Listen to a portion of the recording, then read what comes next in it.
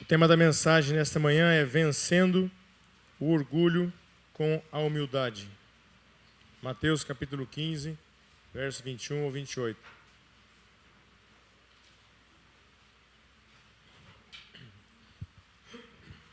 Todos acharam? Amém? Diz assim a palavra de Deus. E partindo Jesus dali, foi para as partes de Tiro e de Sidom.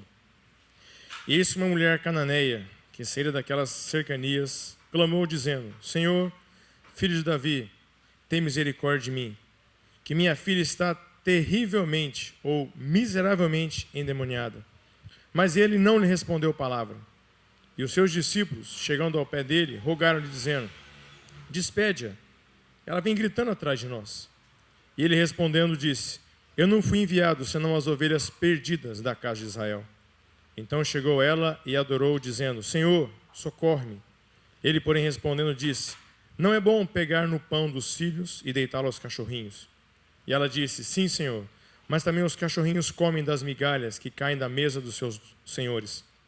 Então respondeu Jesus e disse: Ó mulher, grande é a tua fé, seja isso feito para contigo, como tu desejas. E desde aquela hora a sua filha ficou sã. Vamos orar mais uma vez. Pai amado, em nome do Senhor Jesus, nós lemos a tua palavra, Senhor Deus. E como está escrito, Pai, que esta palavra não volte para o Senhor vazia, mas faça em nossos corações aquilo que lhe apraz. Que haja cura, que haja libertação, salvação, quebrantamento, Pai. E o teu nome seja glorificado nesta manhã. Em nome do Senhor Jesus, Pai. Amém, Senhor Deus. O que a gente tem aqui? Mateus nos fala de uma mulher que vinha daquela região. Isso quer dizer que ela não era dali, mas também não vinha de muito longe. E essa mulher certamente ouviu falar de Jesus. Ela foi atraída por aquilo que ela ouviu falar. O texto deixa claro que ela trazia uma angústia terrível em seu coração, um problema grave, que ela não sabia como lidar. Se ela tivesse se aproximado e tivesse dito assim: olha, a minha filha está endemoniada, já era um caso grave.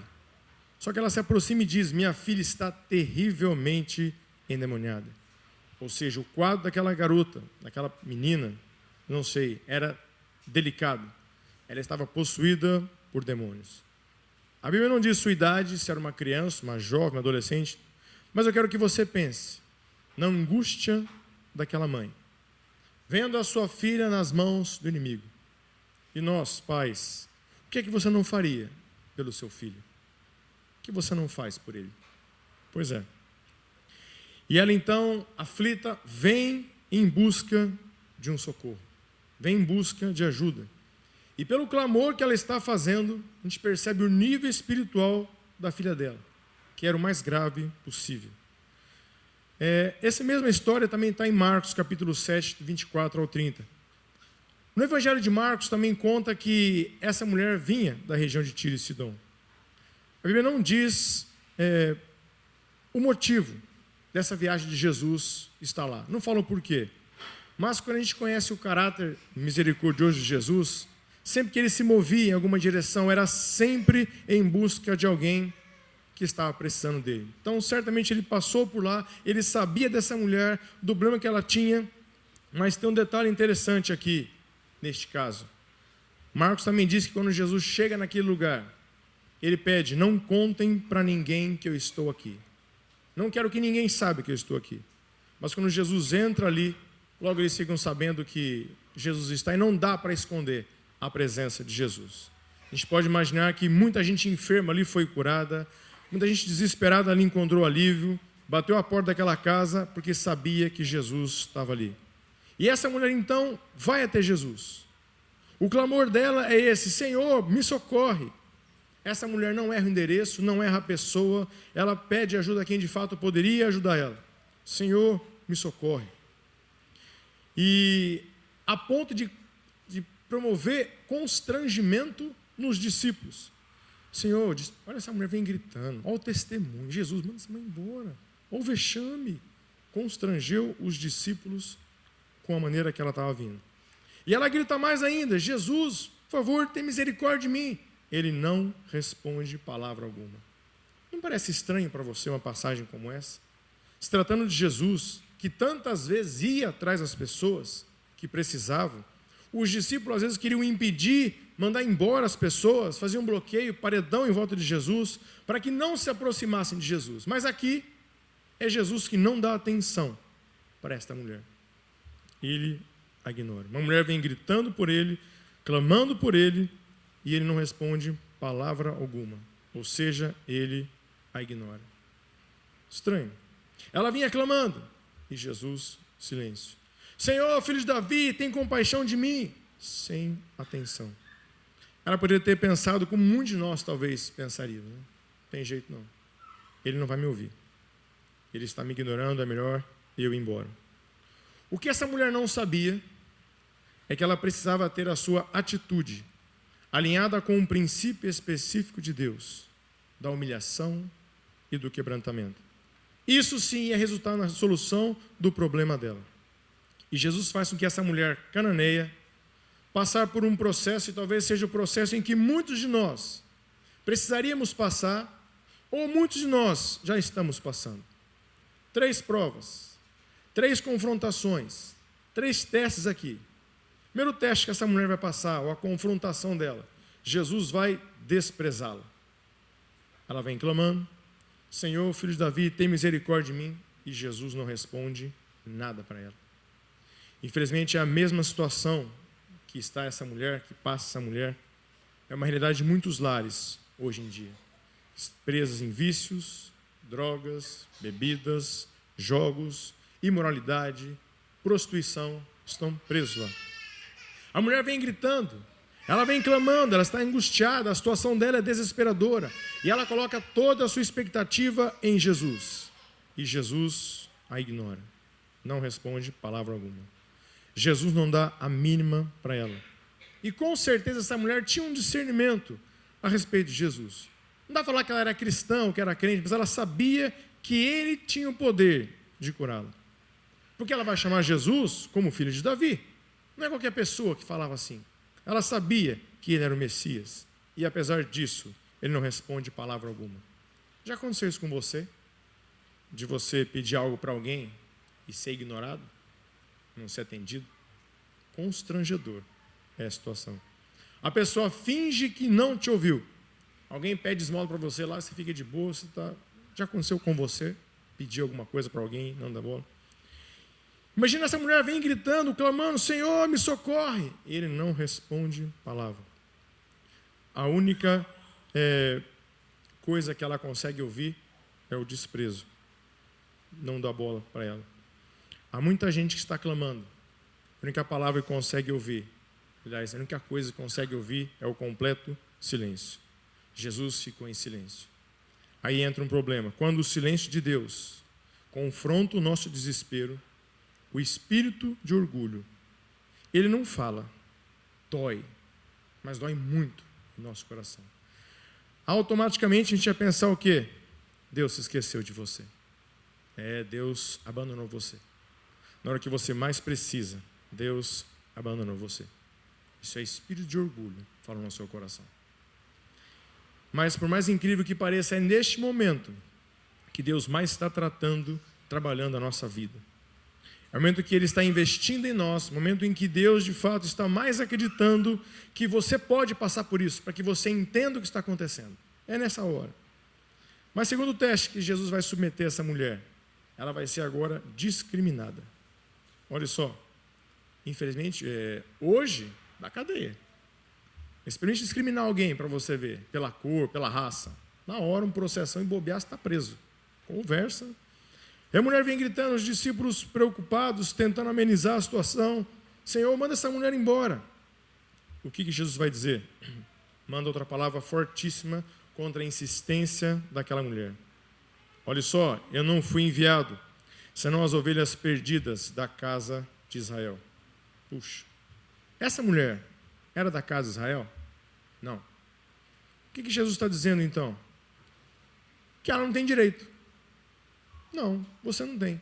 O direito que você está clamando não pertence a você, mas pertence aos filhos de Israel. Eu não fui enviado para você. Ele está discriminando essa mulher por causa da sua nacionalidade? Sim. Estava provocando especificamente o orgulho dela. Preste atenção. O maior problema desta mulher, e o real problema dela, não era a filha terrivelmente endemoniada. Embora de fato fosse um problema grave. O maior problema desta mulher era algo que ninguém enxergava. Algo que estava dentro dela. Algo chamado orgulho. E você há de convir comigo que muitas vezes a gente não encara o orgulho como algo errado. Tem orgulho de ser brasileiro. O Saulo, por exemplo, tem orgulho de torcer para o Palmeiras. O cara tem orgulho, é com ele fazer o quê? É uns orgulhos que você não entende, porém, é orgulho. Não só o Saulo, mas algumas pessoas ali, e vejo que se manifestou errado, né? Mas o cara tem orgulho de torcer Palmeiras. Outras pessoas têm orgulho da sua humildade. É claro que em muitos casos como este, está se referindo apenas a um sentimento de satisfação que essas coisas trazem. Mas no sentido bíblico, orgulho é uma atitude de superioridade em relação aos demais. Isso desagrada a Deus. Deixa eu perguntar então algo para você, para nós aqui. Será que existe orgulho em nós? Será que existe orgulho em você? Será que nós somos pessoas orgulhosas? Alguém disse que orgulho é como mau hálito. Quem tem, não sabe que tem. Mas conversa com o outro para você ver. Você tem. Mas você tem muito. É assim que funciona a questão de orgulho. De acordo com C.S. Lewis, ele diz que é possível a gente discernir se somos orgulhosos ou não. E o primeiro teste que a gente pode fazer em relação ao orgulho, aos orgulhosos, diz que os orgulhosos são muito sensíveis ao desprezo. Você pode criticar um orgulhoso, que ele não vai ligar muito não, mas experimenta desprezá-lo para você ver. Ele fica doido, ele fica maluco atrás de você. Mas você mexeu num ponto que não era para mexer. E quanto mais seus sentimentos forem feridos, quanto mais fácil for para você se ofender, quer dizer que você é egocêntrico, que você é orgulhoso. Primeiro teste é assim, simples. Segundo teste de orgulho, que ele disse que é possível você discernir. Quando você percebe que os outros querem aparecer. Quando você percebe que os outros querem aparecer. A marca de uma pessoa orgulhosa é que ela não consegue se relacionar de forma alguma com pessoas que, na opinião dela, querem se aparecer.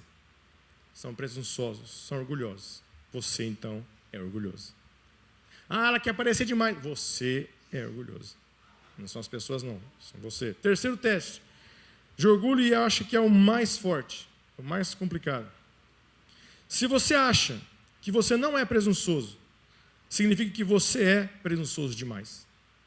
Geralmente as pessoas que são orgulhosas, elas não acham que são orgulhosas. Não, eu sou bem humilde, então você é orgulhoso. Sujou. Então você está nesse meio aqui. Geralmente as pessoas que são humildes, elas se acham que são orgulhosas. Não, então fique tranquilo. Mas se você acha, não, eu sou bem humilde, sujou. Sujou de novo. Maldito orgulho. Não sabe que tem como oponente direto o próprio Deus. E vai ser moído por ele. Sabia que foi o orgulho que transformou anjos em demônios? Foi o orgulho que fez isso. Anjos em demônios. O orgulho é a última esquina antes do precipício. É o último degrau antes do abismo. Por isso tem que ser evitado. Por isso tem que ser combatido e derrotado na vida do cristão. Tiago 4, versículo de 6 a 7. Precisamos entender o que este texto diz. O que essa palavra diz? Deus resiste aos soberbos, aos orgulhosos, mas dá graça aos humildes. Portanto, sujeitai-vos, pois, a Deus, resistam ao diabo, e ele fugirá de vocês. Precisamos entender o que esse texto quer dizer nesta história. Quando Deus começa a confrontar esse problema de orgulho em nossa vida, e tem que ser tratado em nossa alma, a gente começa a reagir, começa a espernear, e alguns até se rebelam contra Deus. É só Deus tocar naquela parte onde você tem orgulho. A gente esperneia, grita, clama. Mas tem algumas verdades nesse texto de Tiago aqui que a gente tem que dar uma olhada rapidamente.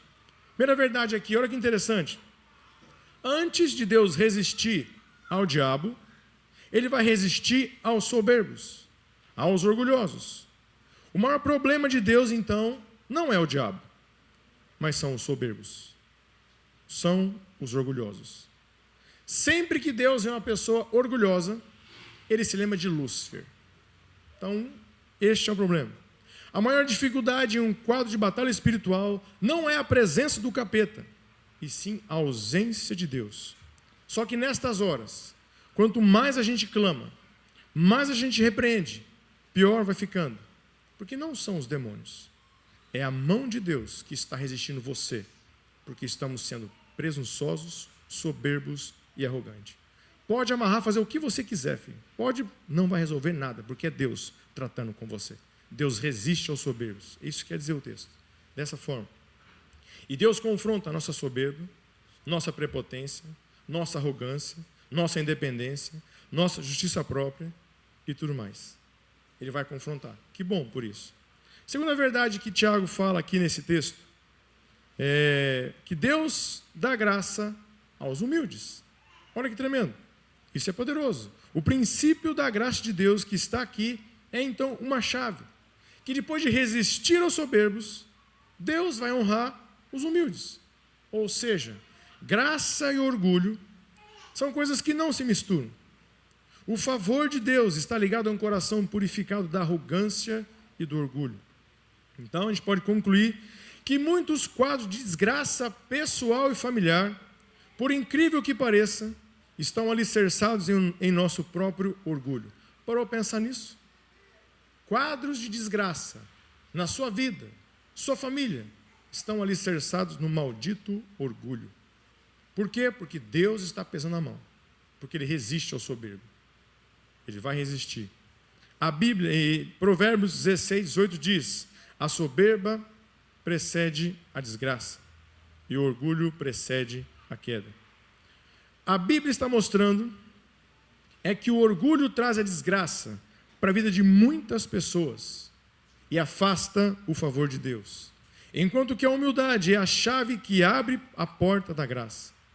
Quando nos humilhamos e nos quebrantamos diante de Deus, aí podemos experimentar essa manifestação da graça dele.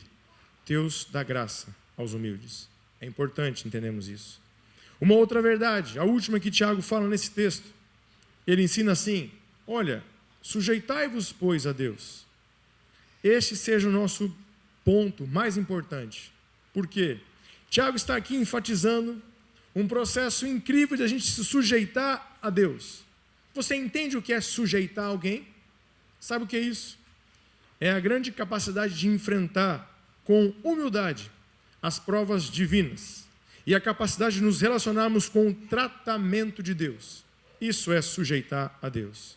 É a partir daí, dessa submissão às provas de Deus, é que Deus vai colocar algumas chaves com as quais a gente pode literalmente destruir as cadeias demoníacas. A partir daí, não só da nossa vida, mas também da nossa família.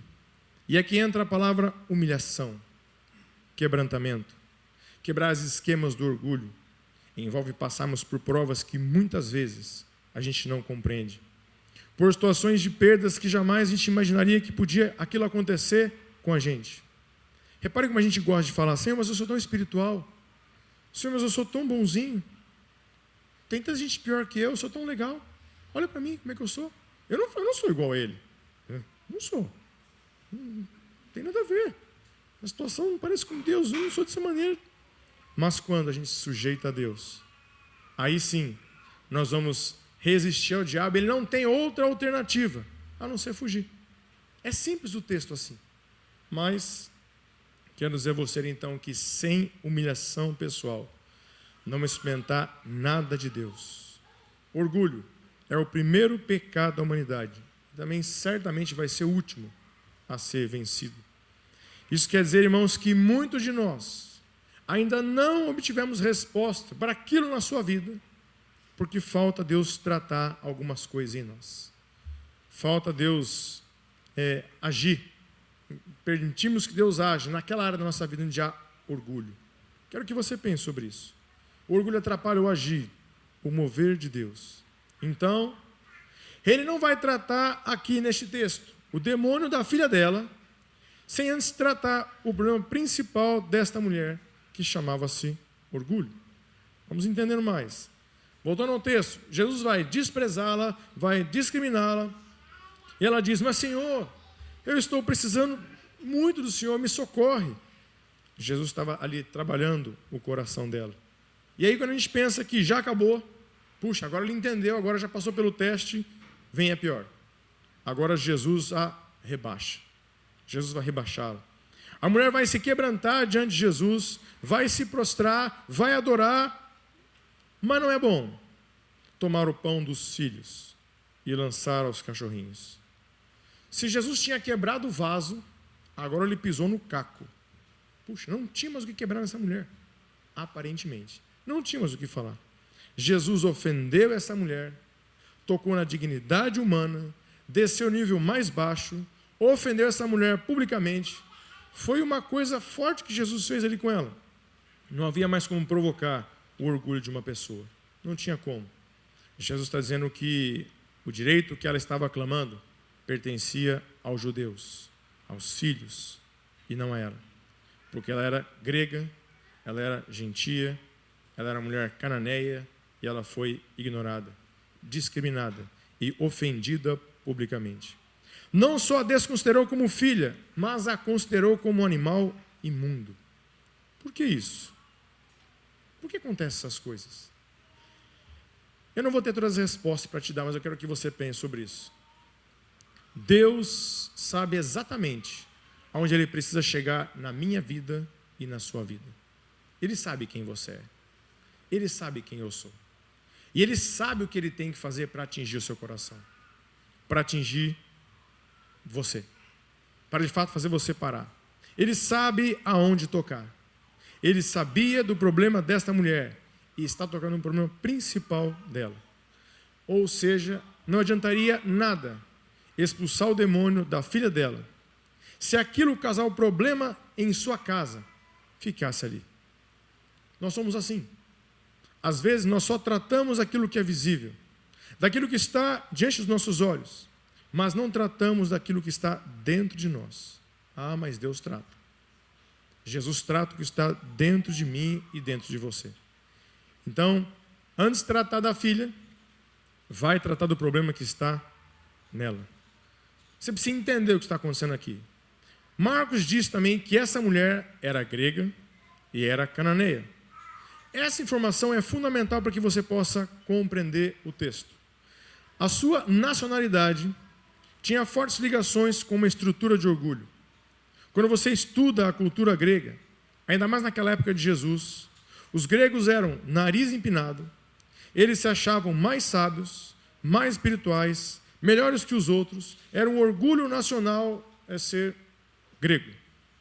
Ela era grega, de elite cultural vigente, uma mulher culta, uma mulher rica, um status, as pessoas mais cultas da época, mais civilizadas, todo o conceito de superioridade, moda, padrão, beleza estava na Grécia. Porém, ela estava vendo um quadro de miséria espiritual.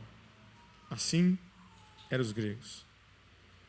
E mais um detalhe, em Deuteronômio 20, do 16 ao 17, Deus havia dado uma ordem lá para Josué, para destruir da face da terra os amorreus, jebuseus, cananeus, tudo que era eus era para destruir.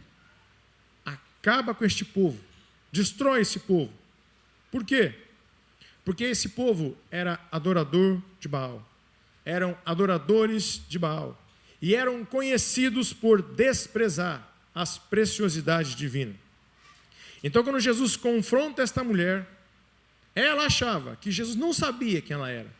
Por isso usou todo aquele detalhe de filho de Davi, tem misericórdia de mim. Ele sabia quem ela era. E quando falou em cachorro, ela sabia que ele sabia quem ela era. Aí ela ficou sabendo quem sou eu. Por isso a expressão Mateus capítulo 7, verso 6, desde aquele tempo diz: não dei aos cães o que é santo, nem lancei aos porcos as vossas pérolas. Era um ditado que contextualizava os cananeus por causa disso. Porque eles desprezavam tudo que era precioso de Deus. Mas, num quadro de miséria espiritual, ela não tem outra opção, a não ser baixar sua cabeça e suportar tudo isso, para entender quem ela era. Para entender o que Deus havia feito com ela. Então, o problema principal dessa mulher, orgulho. A destruição estava em sua casa, fruto disso. Deus resiste aos soberbos. Se é uma pessoa a quem Deus resiste, esse, soberbo, a pessoa orgulhosa. E Jesus está aqui resistindo a essa mulher por causa do seu orgulho. E observe só, Jesus vai desprezá-la, discriminá-la, e ela dá uma prova extraordinária de humildade. Ela vai chegar à presença de Jesus. Depois de tudo isso, porque entendeu o que ele está falando, vai se ajoelhar, vai adorar dizendo: Senhor, me socorre. Olha, eu acredito que essa foi a maior declaração que ela fez. Até os cachorros comem das migalhas que caem das mesas dos seus donos. Senhor, a maior prova de humildade que alguém talvez possa dar é essa: pedir ajuda. Como é complicado pedir ajuda. Um orgulhoso pedir ajuda, meu Deus, o mundo está caindo e o cara está firme. Não vou pedir ajuda porque não quero incomodar, não quero incomodar ninguém, porque quando a gente pede ajuda, a gente de fato está se humilhando. Chegar para alguém e falar assim: olha, eu não sei lidar com isso, você pode me ajudar, por favor? Eu sei que você pode. Você, puxa, para um orgulhoso falar assim é complicado. Eu reconheço que eu não posso lidar com aquilo naquele momento. E ela vai dizer isso: Senhor, eu não vim aqui discutir valores com o Senhor, eu não vim discutir direito. Eu reconheço que a minha geração toda pisou na bola. Reconheço que o direito é dos judeus, eu não sou filha. Eu me contento com as migalhas que caem da mesa dos filhos. E para mim as migalhas bastam, Senhor. É isso que eu quero. Puxa, que grande fé esta mulher. Uma mulher orgulhosa, agora está diante dele se quebrantando, se humilhando, dizendo: eu me contento com as migalhas. Salmo 51, 17. O coração contrito e quebrantado, Deus não resiste, ou seja, Deus não despreza. Por que a palavra dessa mulher é a palavra de fé? Porque ela está dizendo: Senhor, para mim bastam migalhas. Só um pouquinho do Senhor para mim já é suficiente para colocar minha vida em ordem. Eu acho que nesta hora Jesus deve ter suspirado aliviado. Ufa, conseguiu. Essa mulher chegou aonde eu queria que ela chegasse. Ela agora entendeu. Quero concluir. A mulher volta para casa, firmada na palavra de Jesus. Por causa disso, por causa desta palavra que você disse, você pode voltar. O demônio saiu da sua casa. Ela vai confiar, ela entra em casa e encontra ali a menina deitada. Marcos 7, 30. Diz que a menina estava deitada. Parece tão simples estar deitada, né? Mas há quanto tempo, talvez, essa mãe não via essa criança assim, deitada, tranquila? A gente imagina que estava jogada, estava se rastejando, estava não sei aonde, mas ela entra em casa e a menina está agora deitada. Isto era um sinal de que o milagre havia acontecido. A questão principal é: o que eu preciso para alcançar isso? Reconhecer que nós não somos nada. Reconhecemos que nós somos insuficientes diante de Deus.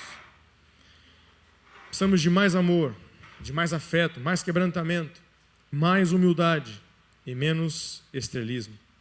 Quando o sol aparece, gravei isso naquele congresso lá, quando o sol aparece, as estrelas se apagam. Temos que ser assim. Um coração contrito e quebrantado, Deus não resiste.